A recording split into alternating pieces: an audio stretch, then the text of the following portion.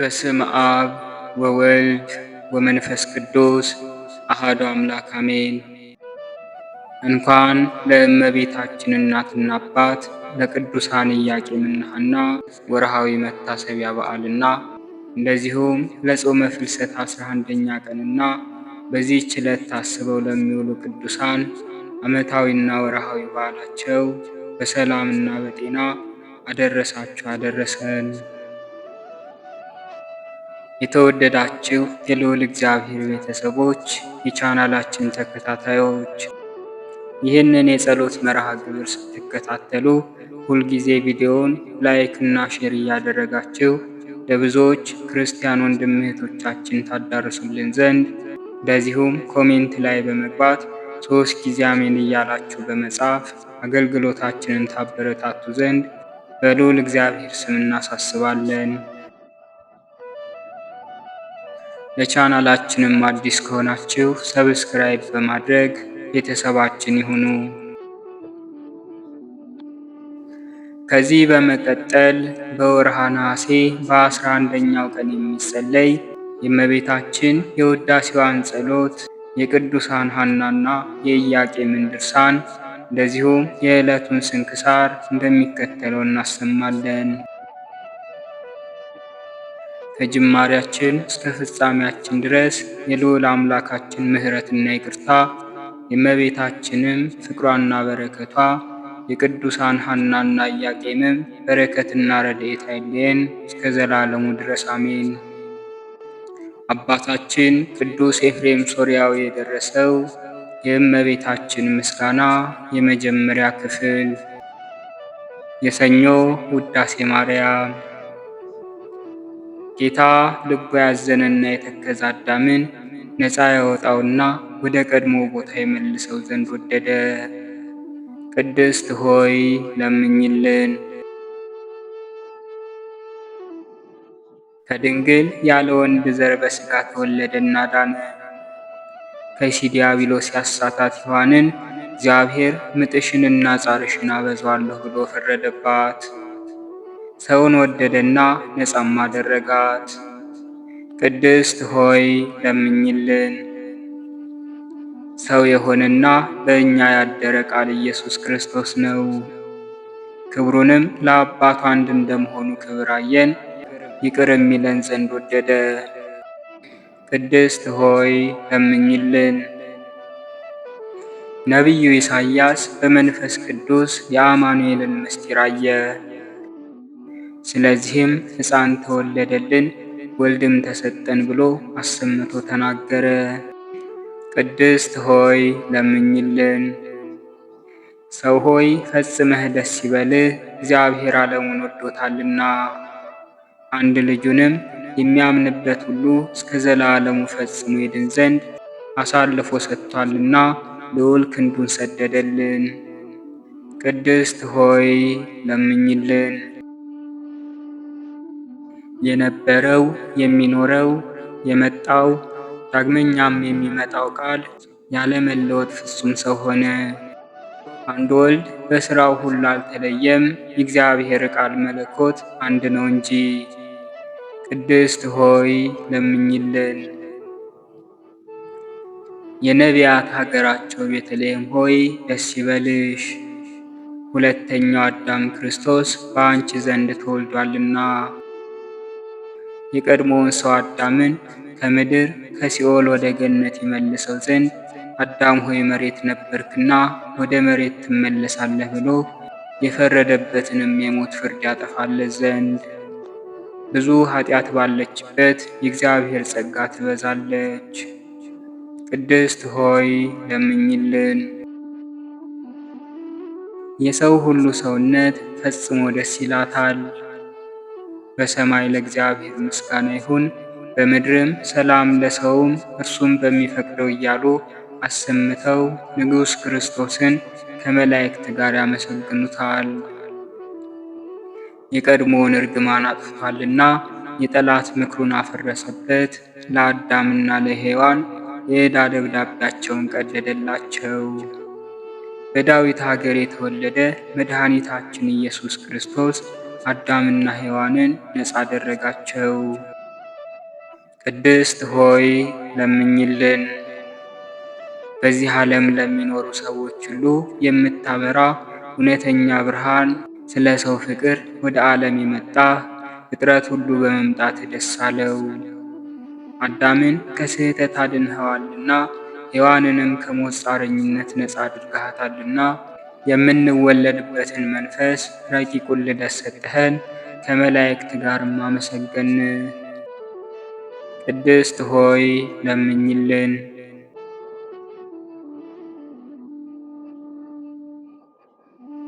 ይዌድስዋ መላእክት መላእክት ማርያምን በመንጦላዕት ውስጥ ያመሰግኗታል። ከአዳስጣዋ ላንቺ ምስጋና ይገባሻል እያሉ መልአክ ማርያምን ቃልን ተቀበይ አላት። ከአንቺ ዘንድ ይመጣልና በማኅፀንሽም ያድራል። እንዴት ከድሃ ቤት እንደ ምስኪን አደረ፣ ከሰማያት ወርዶ የእርሷን ባህሪ አድርጎ ተወለደ። በስድስተኛው ወር ገብርኤል መልአክ ከእግዚአብሔር አብ ዘንድ ተላከ።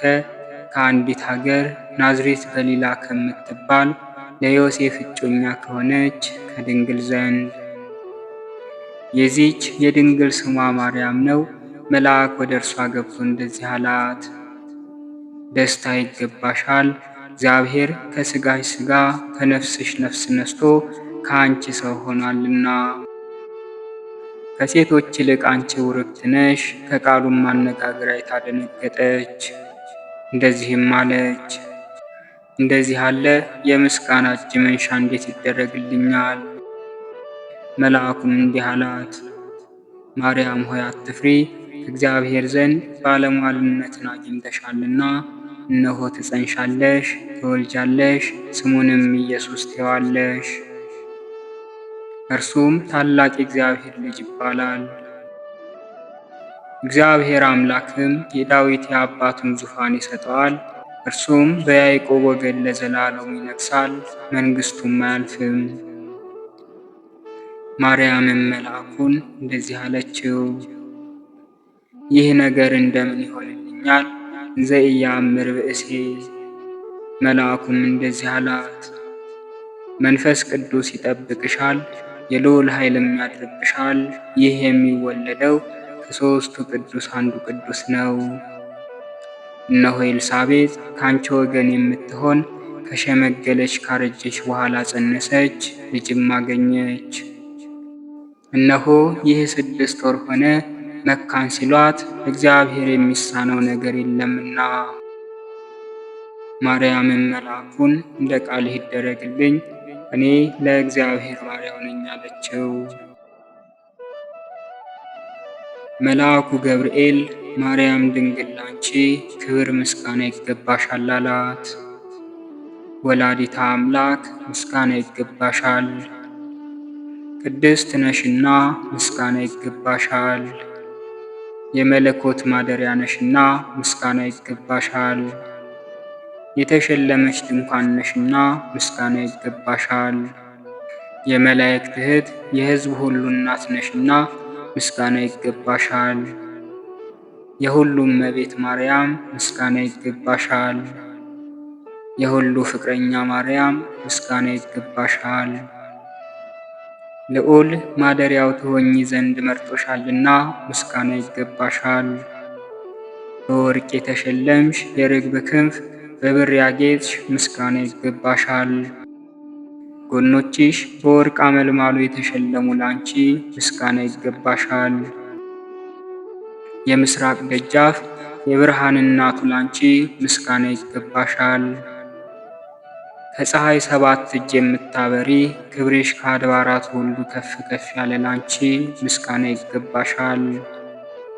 ማርያም ሆይ ከተመረጡ የተመረጥሽ ከተከበሩ የተከበርሽ ላንቺ ምስጋና ይገባሻል። ከጌታችን ከመድኃኒታችን ከኢየሱስ ክርስቶስ ዘንድ ለምኝልን ያድነን ዘንድ በአባቱ ምስጋና ከቅዱሳን መላእክቶቹ ጋር በመጣ ጊዜ ጻድቃንን በቀኙ ኃጥአንን በግራው ባቆመ ጊዜ እኛን ከሰማዕቱ እስጢፋኖስ ከመጥምቁ ዮሐንስ ጋር ከሁሉ ቅዱሳን ከሰማዕታት ጋር ያቆመን ዘንድ ለምኝልን። ለዓለመ ዓለም አሜን። ለዘላለሙ ይቅር ይበለን። የእመቤታችን የቅድስት ድንግል ማርያም ፍቅሯ፣ ረድኤቷ፣ ምልጃዋና ጸሎቷ ከሁላችን ከሕዝበ ክርስቲያኑ ጋር ጸንቶ ይኑር ለዘላለሙ አሜን። በወርኃ ነሐሴ ሰኞ የሚነበብ የቅዱስ ኢያቄምና የቅድስት ሐና ድርሳን። አንድ አምላክ በሆኑ በአብ በወልድ በመንፈስ ቅዱስ ስም ሰኞ የሚነበብ አምላክን የወለደች የእመቤታችን የድንግል ማርያም እናት የሆነች የቅድስት ሐና ድርሳን ይህ ነው። ጸሎቷና በረከቷ ከሁላችን ጋር ይሁን ለዘላለሙ አሜን። ለሁሉም ለእያንዳንዱ በክርስቶስ ፈቃድ እንደየመጠኑ በተሰጠው በጸጋው እግዚአብሔርን አጋዥ በማድረግ ማንበብ እንጀምራለን። የወረደው እርሱ ነው፣ ያረገው እርሱ ነው፣ በሰማይ ያለው እርሱ ነው። በመጀመሪያ የነቢያትን በኋላም የሐዋርያትን በሦስተኛም የሊቃውንቱን ሁሉንም ይፈጽም ዘንድ። ከዚህ በኋላ የተባረከች ንጽሕት ቅድስት የሆነች ማርያምን ባፈሩልን በሐናና በኢያቄም ጸጋና ጽድቅ ተሰጠን። በሰማይም ቢሆን በምድርም ቢሆን እንደ እርሷ ያለ አልነበረም። ስለ ሐና ክብር እንነግራችሁ ዘንድም ልብ በማድረግ ስሙ። እርሷ ሙቀት ያልተለየው መሥዋዕትን በእግዚአብሔር ፊት የሚያቀርቡ የተከበሩ ሰዎች ልጅ ናት። እነርሱም ሌዋውያን ካህናት ናቸው። እናቷም ከ7 ትውልድ በፊት የነበረች ፋስቴና ናት። ብላቴናዋም ቴክታ በሕልሟ ያየቻት ናት። 7ኛዋ ብላቴና የተባረከች ጨረቃን የወለደች ናት። ጨረቃ የተባለችም የኢያቄም ሚስት ውርክት ሐና ናት። ባሳየው አምሳል ይሠራት ዘንድ ሙሴን እንደነገረው በአባቶቻችን ዘንድ በበረሃ የነበረች የምስክሩ ድንኳንም ናት። እግዚአብሔር የሰው ልጅ በሠራው የሚያድር አይደለም። ሰማይ ዙፋኔ ነው፣ ምድርም የእግሬ መረገጫ ናት። የትኛውን ቤት ትሠሩልኛላችሁ? ማረፊያዬስ የትኛው ቦታ ነው አለ እግዚአብሔር። በታነጸው ቤት በሙሴና በሰሎሞን ዘመን በተሠራው ድንኳን የምታድር ጎኖቿ ሕጉ የተጻፈባት በእግዚአብሔር ጣቶች 10 ቃላት የተጻፈባት የሕግ የኪዳን ጽላት ናት። በነቃ በሰው እግር አምሳል እንደ ሰማይ ጽናትም የተሠራች ናት። እግሩ በቆመበት ቦታም ክብሩ ይሰወራል፣ ቃሉ ይሰማል።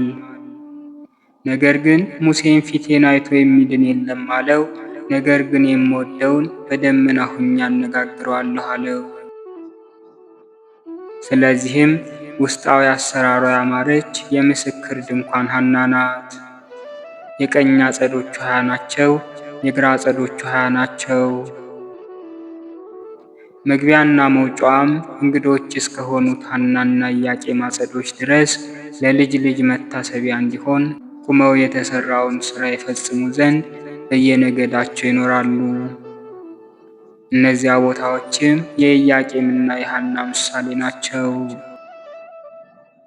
ለሐናም በእጥፍ ነገድ አላት። የእስራኤል ሰዎች በየነገዳቸው በየሕዝባቸው ይተሳሰሩባታል። ከእርሷ የተነሳ ክብርና ገናናነት ተሰጥቷቸዋልና። ለኢያቄምም እንደ እርሷ ሁሉ በየሕዝባቸው በየነገዳቸው እስራኤል የሆነ ሁሉ ለምስክር በእርሱ ይቆጠሩ ነበር። ላሙን አርደው ስቡን ባጤሱና በአደባባዩም በረጩት ጊዜ በድንኳን አደባባይ እንደተቆጠሩ። አሮንና ሙሴ ግን ወደ ውስጥ ይገባሉ፣ የሕዝቡን ኃጢአትም ያስተሰርያሉ። ሐና ሆይ ለአንቺ ብፅዕናና ክብር ይገባሻል፣ ዓለሙ ሁሉ ብፅዕት ይሉሻል። ወንድ ልጅ ወይንም ሴት ልጅ ካለመውለድሽ የተነሳ ስለ ሐዘንሽ ስለ ለቅሶሽ ስሟን በመጥራት ዓለምን ሁሉ የምታስደስት ደስታን ወለድሽ።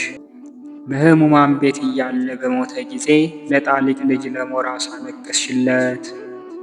እርሱ የአባትሽ ወንድም አጎትሽ ነውና። ልጅ ስለሌለሽም ወዮልኝ ወዮታ አለብኝ እያልሽ ለቅሶን አበዛሽ። ወንድ ልጅም የለኝም፣ አባቴ ሆይ ይህ ያንተ ሞት ለእኔ ቢሆን በወደድኩ ነበር አልሽ። ያን ጊዜም ይህ በድን በእኔና በአንቺ ምክንያት ለምን ታዝኛለሽ? ፀሐይን ተወልጂ ዘንድ አለሽና በማለት ተናገረ። ይህች ፀሐይም የጽድቅ ፀሐይ እናቱ እመቤታችን ማርያም ናት። ይህን ሁሉ የሰማሁትም ከመላእክትና ከቀደሙ መጻሕፍት ነው። ቅድስት ሆይ ደስ ይበልሽ፣ ዓለሙ ሁሉ ስለ አንቺ ይደሰታል።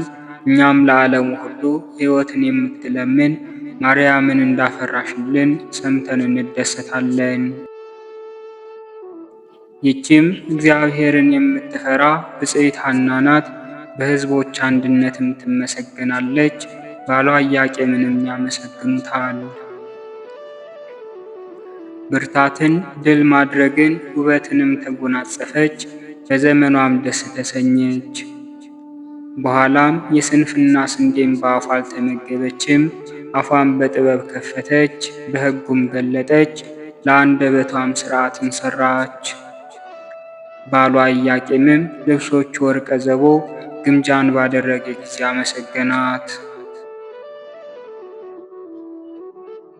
ዳግመኛም እነዚህ በቤቷ የሚኖሩ ችግረኞች ከነዓናውያን በልብስ ተራቅተው ባየች ጊዜ እጆቿን ዘረጋች። ለባሏ ለኢያቄምም ያማረች የክብር አክሊልን አደረገች። ሐና 7 ምሰሶዎችን አቆመች። ለወለደቻት ልጅም እርድን አረደች። ያማረ ግብዣንም አዘጋጀች። ቡርክት ሐና አገልጋዮቿን እንደዚህ ብላ ላከች። ካዘጋጀሁላችሁ ምግብ ኑና ተመገቡ። ምግቡም በምስጋና ጊዜ ሊመገቡት የማይገባ መጥፎ ምግብ አይደለም። ከቀዳሁላችሁም ወይን ኑና ጠጡ። ወይኑም ለጉሮሮ የሚመር ሳይሆን የፍጹም ደስታ ወይን ነው። መጠጡም ለዓለሙ ይኖራል፣ ለልጅ ልጅም አይነጥፍም፣ አይቋረጥም። ይህ የሰሎሞን የቃሉ ትንቢትም በሐና ተፈጸመ። የተመረጠችና ያማረች ሐና ናትና። ጌታችን እግዚአብሔርም በወንጌሉ በጎ ዕፅ በጎ ፍሬን ያፈራል፣ ዕፅ ከፍሬው ይታወቃል አለ። በጎ ዕፅና ክፉ ዕፅ በምን ይታወቃል ቢሉ፣ ለበጎ ዕፅ ተስፋ አለው። ከደረቀ ከበሰበሰ በኋላ ዝናባት ከዘነቡና ነፋሳት ከነፈሱ ልምላሜን ይጎናጸፋል፣ ቅጠልንም ያወጣል። ከቅርንጫፎቹም ፍሬን ይሰጣል። በመካከሉና በቅርንጫፎቹ መካከልም 30ና 60 100 ፍሬን ያፈራል። ስለዚህ ዕፅ የተደረገውን ቃል ተዉትና ስለ 12 የደረቁ ዕፆች የተባለውን ስሙ። እነዚህም ሕዝቅኤል የተናገረላቸው 12 ደቂቀ እስራኤል ናቸው። እንደ ደረቁ አጽሞች ሆነው በተመለከተ ጊዜ እግዚአብሔር ሕዝቅኤልን ስለደረቁ ስለ 12 አጽሞች ተናገር አለው። ስለ እነርሱም ተናገረ። በእነርሱ ላይ እፋልና የሕይወትን መንፈስ ጸጋንም ማሳደረባቸው ስለተባረከችው ሐና እስኪመሰክሩ ድረስ። ቅድስት ሐና ከእነርሱ በበቀለች በተገኘች ጊዜም የሁላችንንም እመቤት ማርያምን በመውለዷ ሕይወት ሆነቻቸው። ከአማረ ሽቱ መልካም ስም ይሻላል፣ ከብዙ ልጆችም የተባረከ አንድ ልጅ ይሻላል በማለት ነቢዩ ይህንን የተናገረውም ስለተባረከችዋ ስለ እመቤታችን ነው። በሰማይና በምድር ካሉት ሳይቀር ከፍጥረታቱ ሁሉ በእውነት ታምራለች ትበልጣለችምና። ይቺውም የተባረከች እመቤታችን ማርያም ናት። ይቺ ብላቴናም ከጥንት ጀምሮ እንደ ነጭ ዕንቁ በአዳም መካከል የነበረችና ስታበራ የመጣች ዕንቁ ናት። ከእርሱም ለሴት ተሰጠች፣ ከሴትም ለሄኖስ፣ ከሄኖስም እስከ አብርሃም ደረሰች። ይህች ዕንቁም ከአብራክ ወደ አብራክ ትተላለፍ ነበር። ሰሎሞን ጥበብ ከጻድቃን ከሰማዕታት ተከፍላ ወደ ጻድቃን ሰውነት ትተላለፋለች እንዳለ፣ ዳግመኛም ከአብርሃም እስከ ንጉሡ ሰሎሞን አባት እስከ ዳዊት ከዳዊት እስከ ቅድስት ሐና ትተላለፍ ዘንድ ግማሿ መሬት እያለች ግማሿ ነጭ ዕንቁ ነበር።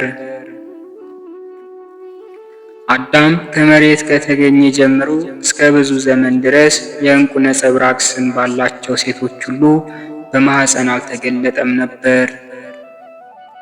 ከሔዋን ጀምሮ የዕንቁ ነጸብራቅ በእርሷ እስከተገለጠበት እስከ ተመረጠችዋ ብፅዕት ሐና ደረሰ።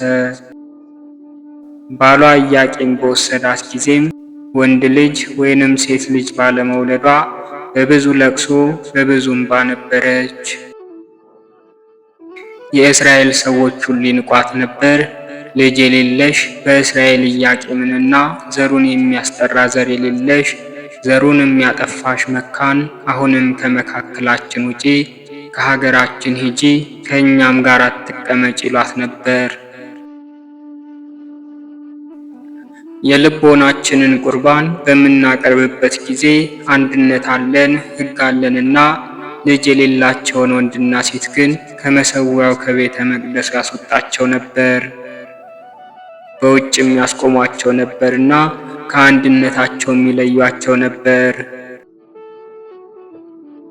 ሐና ሆይ አንቺስ ምን ታደርጊያለሽ? ውጪ፣ ማኅፀንሽ ተዘግቷል፣ እግዚአብሔር አልከፈተልሽም አሏት። ባሏ ኢያቄምንም እንደዚህ ይሉት ነበር። ከዚህም በኋላ ቅድስት ሐና ወደ እግዚአብሔር ጸለየች፣ ሰውነቷንም ወቀሰች።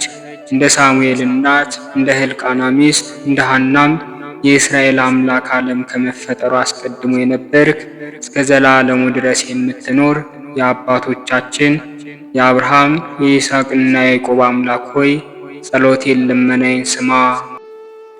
ስምህ ያማረ ነው፣ ሁሉም ማድረግ ትችላለህ፣ የሚሳንህም የለም።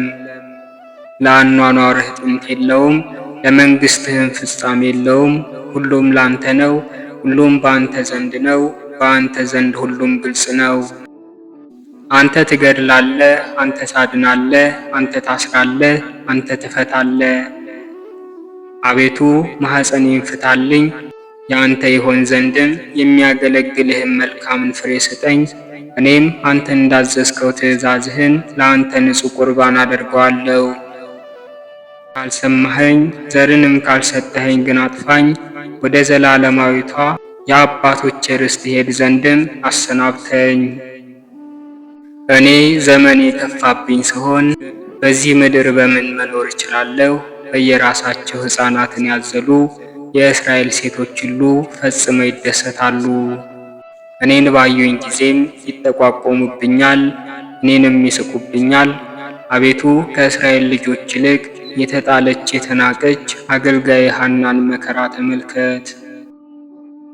ባሏ ኢያቄምም ዓይኖቹን ወደ ምድር ሕሊናውንም ወደ ሰማይ አንጋጦ ሳይነግሩ ከመሆኑ በፊት ሁሉንም የምታውቅ ሁሉንም የምትረዳ አቤቱ የእስራኤል አምላክ እግዚአብሔር ሆይ ለምን ለጠላቶቼ መሳቂያ መሳለቂያ አደረግከኝ? ዓለምን ካለመኖር ወደ መኖር ያመጣሃት የሰውነቴን መከራ ተመልከት። ባለመጠራጠርም ፀሐይና ጨረቃን ፈጠርክ፣ የእኔንም ጸሎት ስማ። ቃሌንም አድምጥ፣ የልቦናዬን ጭንቀት አቃልልኝ። የጥበብ የአእምሮ መንፈስ ያለውን በፊትህም የማቀርበውን ልጅ ስጠኝ። በእስራኤል ሁሉ ፊትም የተናቀሁ አታድርገኝ። ብዙ ያለውን ማሳነስ ትንሽ ያለውን ማብዛት አንተ ትችላለህና። ከዚህም በኋላ ጸሎታቸውን ፈጽመው ወደ ቤታቸው ገቡ። እግዚአብሔርም የቅድስት ሐናን ሐዘን ሰማ።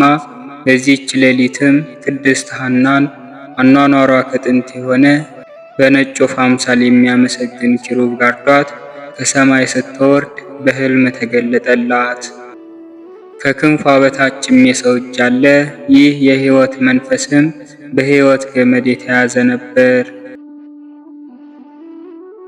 በውስጡም የስዕል መልክ ተስሏል። በነጭ ወፍ አምሳል የተቀመጠች ይቺ የሕይወት መንፈስም በማኅፀኗ በተቀረጸች ጊዜ በነጭ ወፍ አምሳል በሐና የተቀመጠች የእግዚአብሔር እናቱ ማርያም ናት ይላል።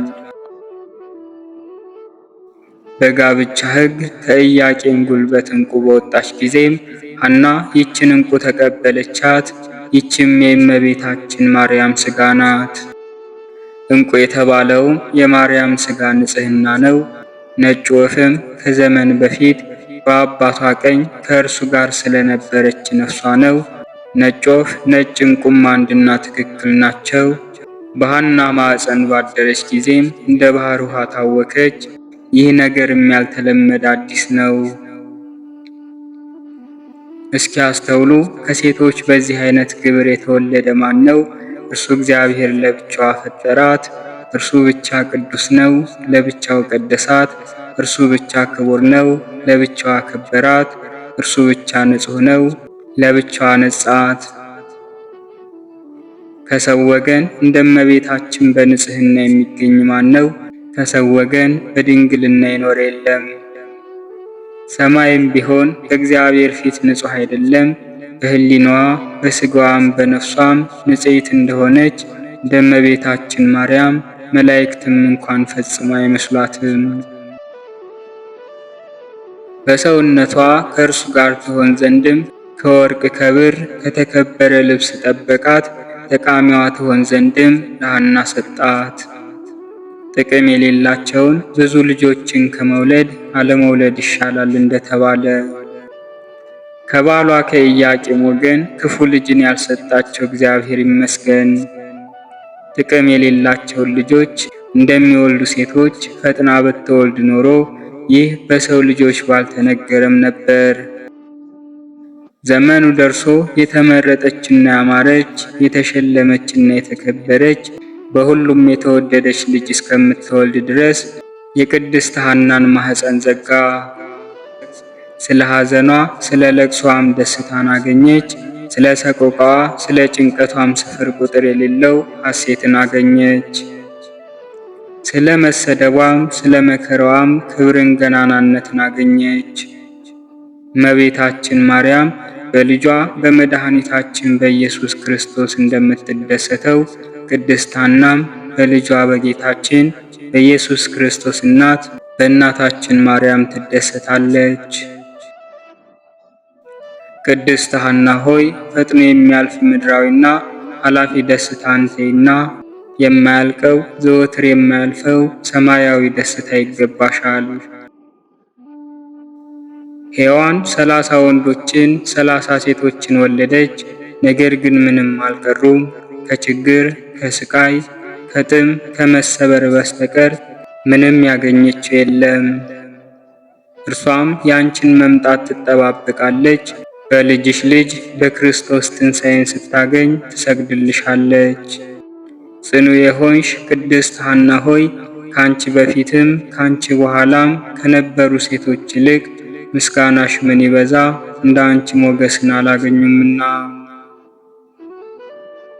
ለሄኖስ የወለደችለት የያሬድ ሚስት ባረካም ጤንነትን አላገኘችም፣ ሞትንም አላመለጠችውም። አጽሞቿም በመቃብር ተበተኑ። ይህ ልጅ ሄኖክ ግን በነፋሳት መንኮራኩርን መተነጥቆ ከሞት እጅ ዳነ። ወደ ሕይወትም አገር ሄደ፣ እስከ ዛሬም በሕይወት አለ። ከመልካም ነገር ምንም ያላደረገላትን ልጅ ስለምን ወለደችው? እርሱ ዘወትር በደስታ ቦታ ይኖራል፣ እርሷ ግን እስከ ዛሬ ድረስ በችግር ቦታ ትጨነቃለች። አንዲት ልጅን የወለደች ቅድስት ሐና ግን ሥጋዋ የመለኮት ሥጋ የተዋሃደው በመሆኑ ዳግመኛ ሞትን አላየችውም። ኖህን ከወለደችው ከሃይከልም አንቺ ትበልጫለሽ።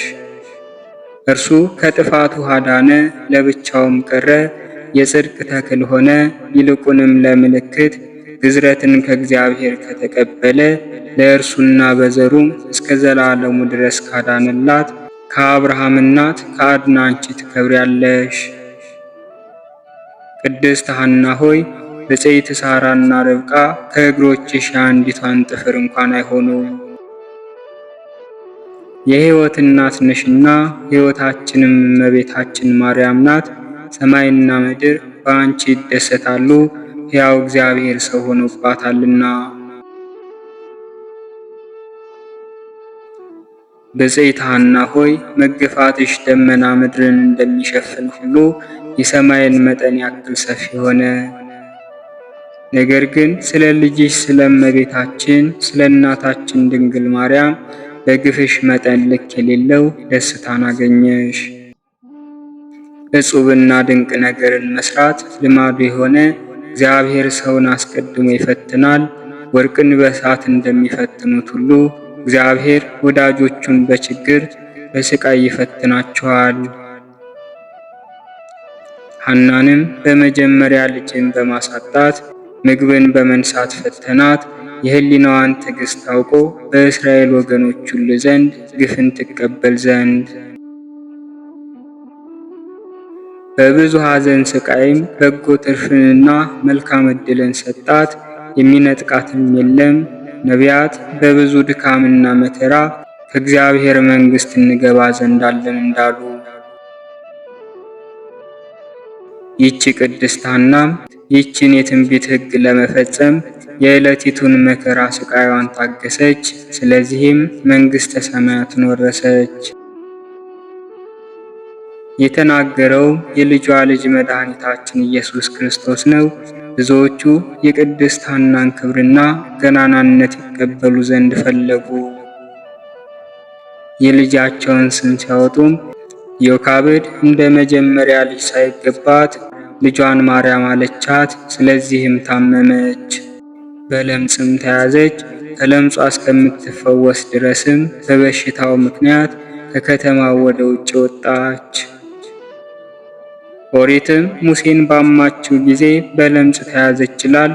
እኔ ግን እግዚአብሔር ስለ እናቱ በመቅናቱ ሊያጠፋት በወደደ ጊዜ ምክንያትን ፈለገላት እላለሁ።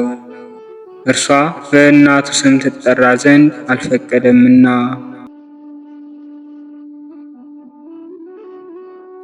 በቅድስት ሐና ልጅ በእመቤታችን ማርያም ስም የተጠሩም ብዙዎች ሕይወትንና ጤናን አላገኙም። ጋኔን ያደረባቸው አሉ፣ በዝሙት የተያዙ አሉ። እግዚአብሔር ይህን ሁሉ ለእናቱ ከመቅናቱ የተነሳ አደረገው። የእናቱም ስም ከዘመናት አስቀድሞ ለሌሎች ሴቶች ይሰጥ ዘንድ አልፈቀደም። ለእስራኤል ልጆች በተናገራቸው ጊዜ ስለ ስሙ ቅንዓት ሙሴ የተናገረውን ሰሙት። እግዚአብሔር ከመካከላቸው እንደኔ ያለ ነቢይን ያስነሳላቸዋል፣ ስሙም እግዚአብሔር ይባላል። የዚህን ነቢይ ትእዛዝ የማይቀበልም ይህች ነፍስ ከሕዝቧ ተለይታ ትጥፋ አለ። ከዳን ወገን የሆነች አንዲት ግብፃዊት ይህንን ሰምታም ወንድ ልጅ ወለደች። ስሙን እግዚአብሔር አለችው። የእነ ራሔልም ልጆች ይህን ሰምተው ስለ እርሷ አጉረመረሙ። ይህን ልጅም ወደ ሙሴ አመጡት፣ ወደ ችሎት ቤትም አስገቡት። ሙሴም በእግዚአብሔር ፊት ለመነ፣ ጫማውንም ከእግሩ አወለቀ። ስሙ እግዚአብሔር የተባለ ይህን ልጅ በዘመኔ ላከውን ወይንስ ይህ ሌላ ነው? ስለ ልጄ ስለ ስምህም በመቅናት እጠይቅሃለሁ፣ በፊትህ ይህን ልጅ የማደርገውን ንገረኝ አለ። ያን ጊዜም እግዚአብሔር ሙሴን እኔ አይደለሁም ከዳን ስር ወገን ነው፣ ከስሩ እስከ ቅርንጫፉም ሰይጣን ደጅ የሚጠናው አስቆሮታዊ ነው።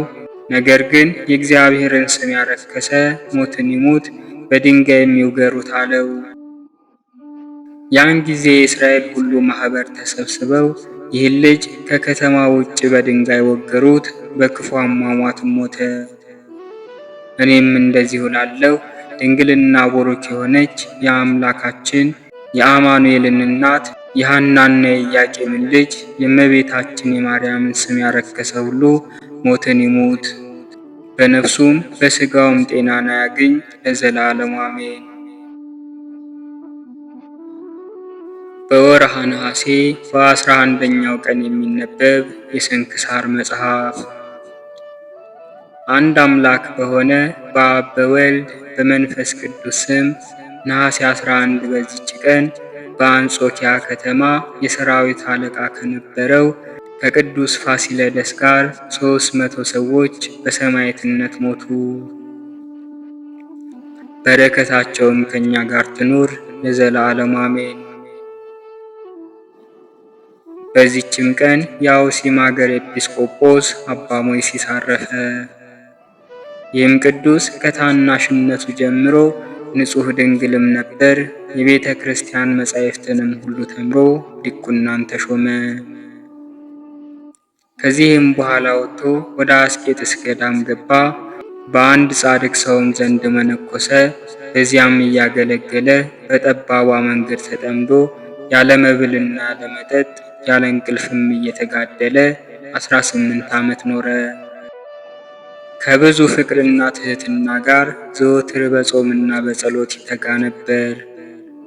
ትሩፋቱም በበዛ ጊዜ ከአባ ገሞስ በኋላ በአውሲም ከተማ ኤጲስቆጶስ ይሆን ዘንድ እግዚአብሔር መረጠው።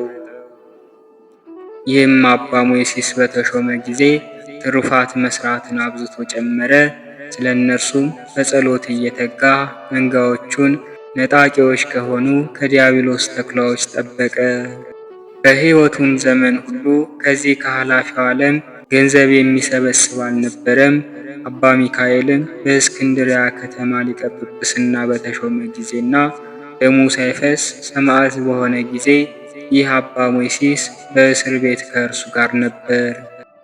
ብዙ ስለገረፉት እግሮቹንም ለረጅም ጊዜ በእግር ብረት አስረው ስላሰቃዩት ብዙ መከራ ደረሰበት።